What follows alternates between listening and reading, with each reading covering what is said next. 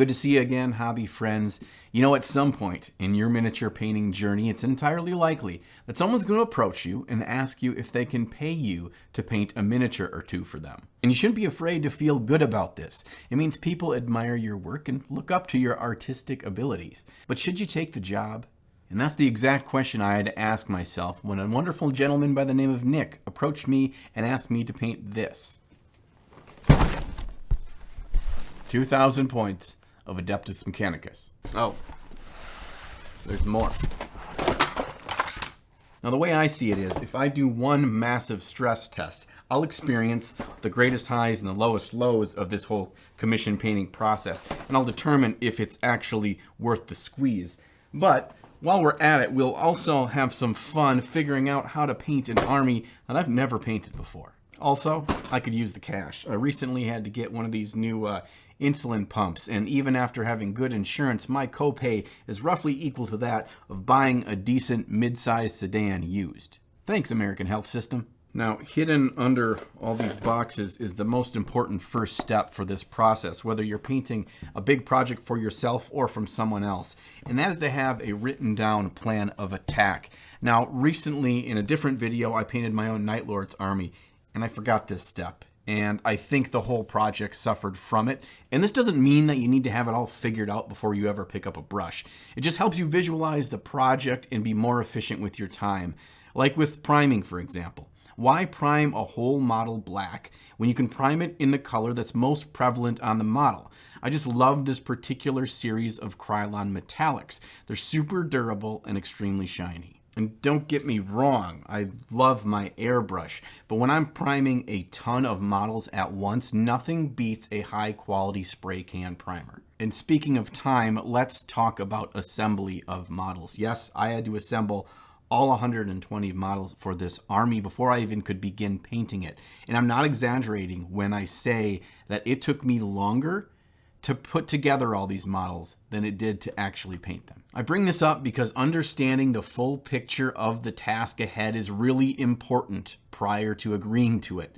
Knowing if the models are already assembled, the quality of how they're assembled, the intricacy of the quality of the paint job the client is expecting, even what kind of basing they want done.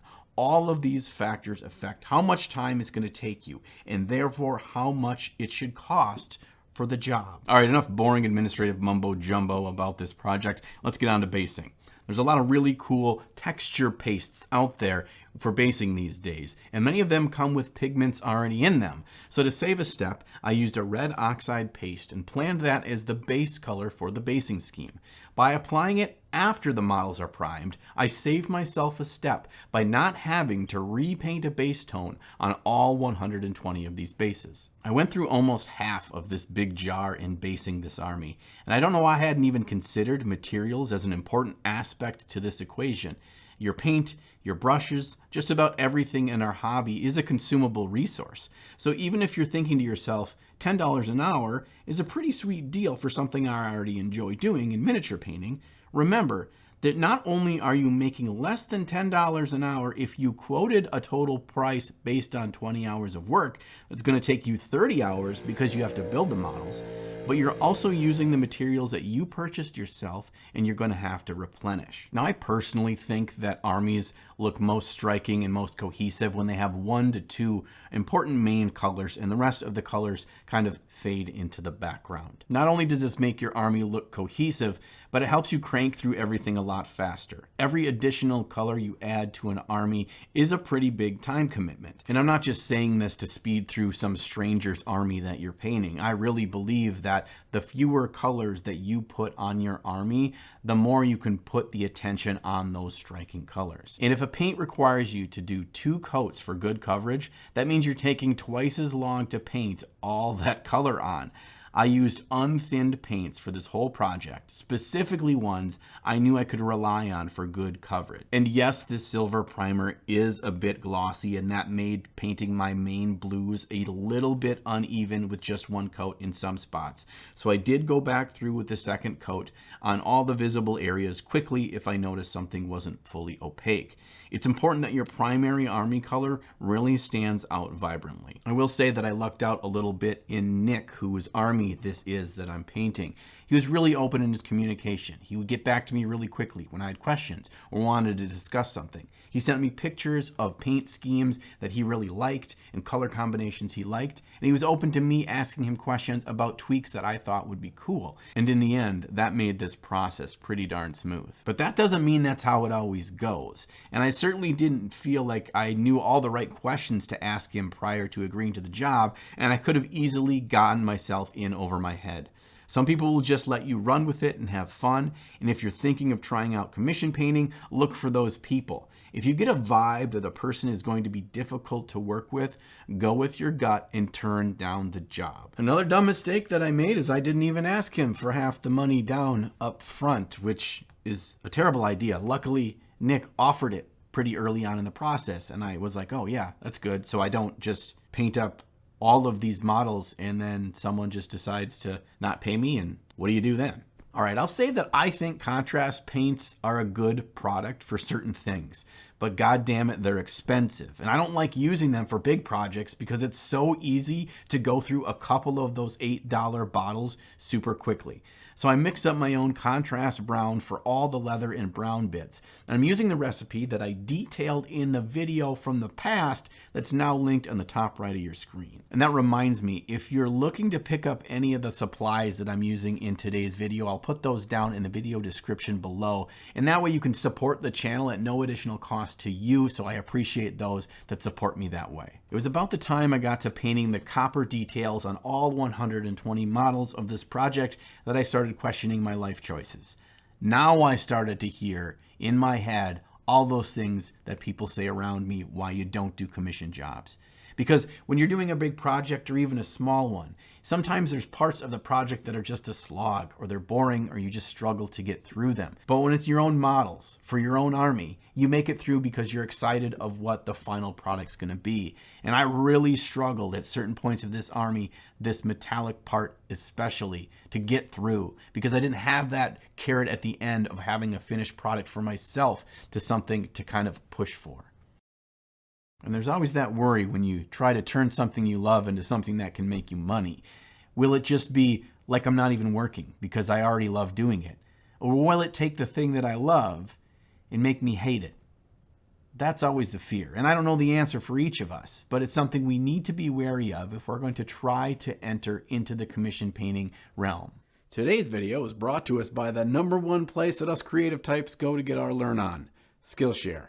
Skillshare is an online learning community with thousands of inspiring classes for creators. Explore new skills, deepen existing passions, and go down the rabbit hole of artistic enlightenment. There's tons of applicable classes for our mini hobby. Artsy-related things regarding color, light, and even artist productivity. One I'm excited to start is called Productivity for Creatives, building a system that brings out your best with Thomas Frank. Lord knows I struggle to make the most out of my hobby time.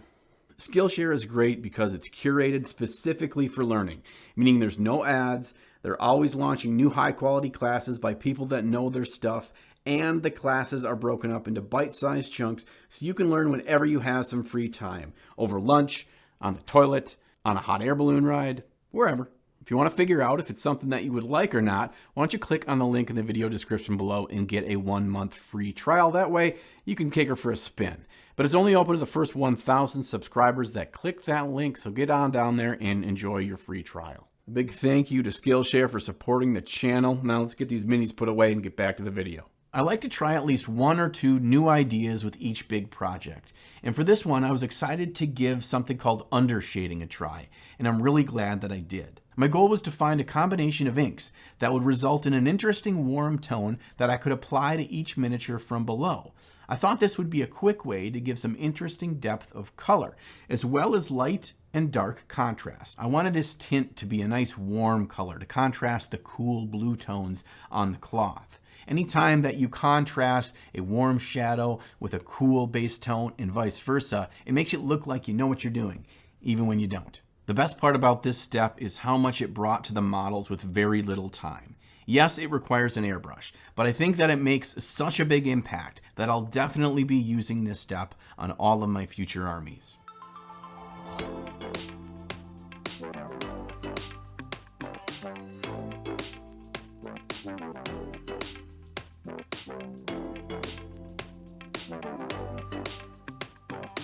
To me, this actually highlighted one of the biggest positives I got out of doing this whole project.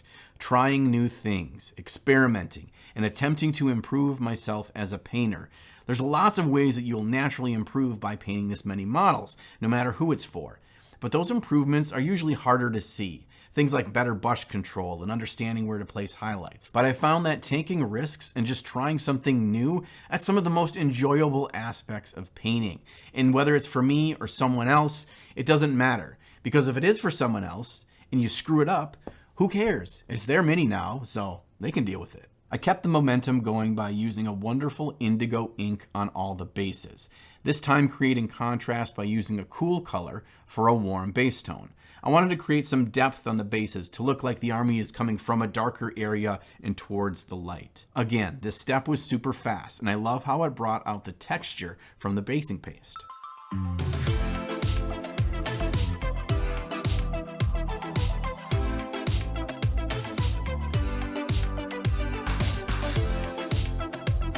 I like using these little plastic containers with lids on them to put my homemade washes in, especially when working on big projects.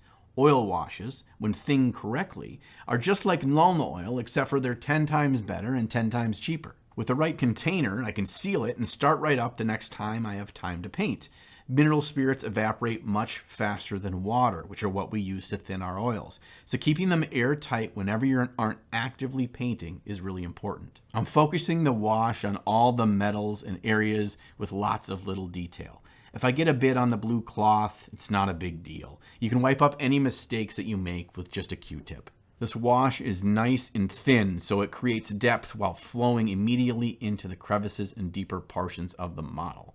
And it doesn't make me go back through with another step to clean off the oils where I didn't want them because it's so thin and slides off those top surfaces. It's fun to experiment with different oil wash consistencies, and you can see what kind of effects they produce based on how thin you make them.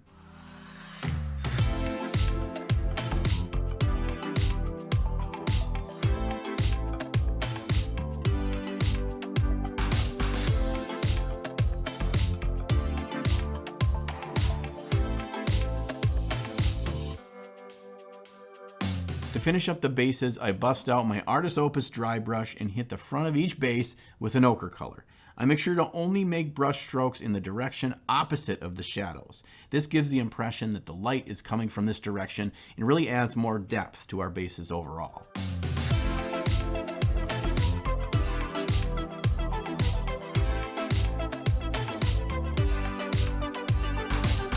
When it came to the highlight steps, I wanted to be careful. I damn near burnt myself out earlier in just base coating this model. And if I get stuck in highlighting every little thing, there's a good chance this is never getting done. And I think that there's something to learn from that ourselves in each of our own armies at home. It's never going to get done if you feel like you need to hyper highlight every little thing. So I'm just going to focus on this blue cloth because it's a main focal point of the army. And that's what my eye should be drawn to. So that's what should have some nice highlights on it.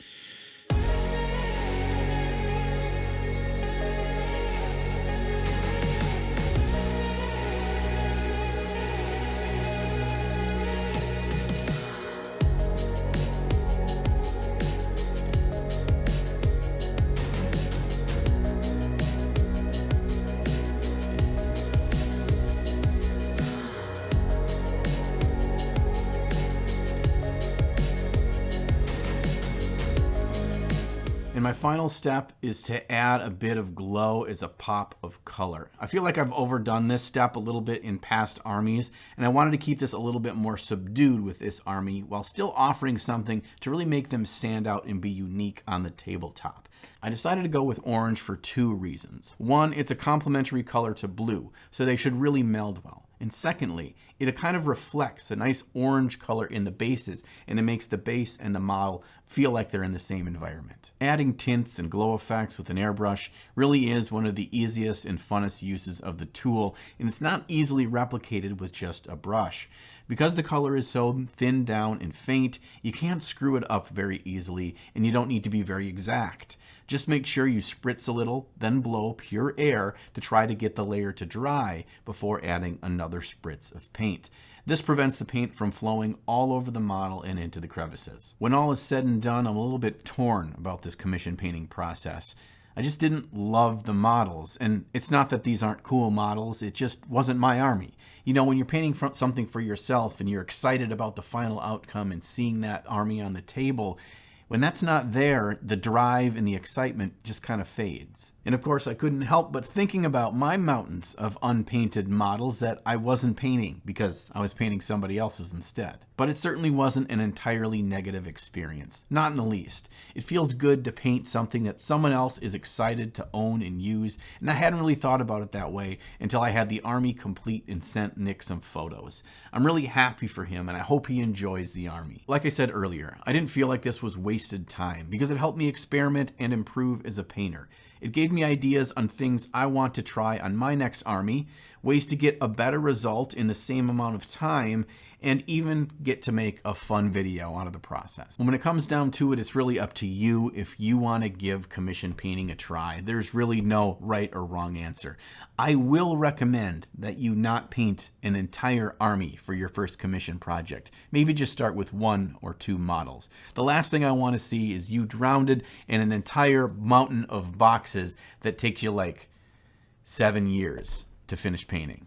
Thanks for hanging out with me today. I always enjoy the company. And if you want to continue our virtual video relationship, there are ways that you can support me. The main way is to help me make more videos by joining me on Patreon. Check the link below and find out about the rad rewards you get, like hanging out with me on my Discord server and access to my weekly vlog. I'm hoping I see you again real soon, and until then, make sure you find some time to get out there and slay the gray. For the paste. Fuck me. What the fuck am I saying here? But when it's your own middle...